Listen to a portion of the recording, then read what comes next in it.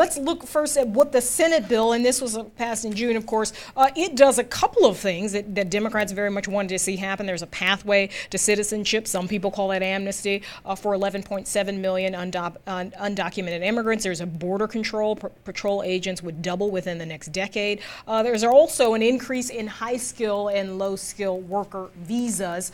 This was a bill that got bipartisan support, and also the unlikely support, if you look at the history of the U.S. Chamber of Commerce and unions. What do Democrats want? Are they afraid of this piecemeal approach? Yeah, I think the distinction between comprehensive and piecemeal is oversold and overemphasized. It's a little bit like the president said. You can think of your Thanksgiving meal as 4 different courses and 8 different dishes, or you can think of it as the Thanksgiving meal. Right. It's not, you know, it's what the House is thinking about is passing a number of bills that would address most of the issues, if not all the issues that are in the Senate bill, and then eventually, obviously, there's got to be some kind of, it's not going to be a conference, as Speaker Brainerd pointed out, but some kind of reconciliation, meeting of the minds between the two. But it's, I think the fact comprehensive piecemeal, it doesn't really matter. You know, you're taking 3 steps to get there, or are you walking there? It's the same thing.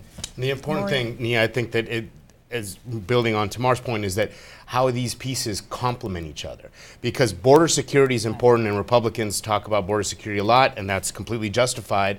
But reforming the legal system, allowing folks to have a future flow of immigration and legal workers that come here, I think is very important, because that helps strengthen border security. Because now the resources, the men and women that we have protecting our country on the border can focus on the real bad guys, who are people who might be bringing in weapons or bombs or drugs or God knows what, right, coming across the border. And I think that allowing them to focus more on those folks, if there are legal avenues for people to take advantage of, I think that is helpful for everyone. That's a really important point.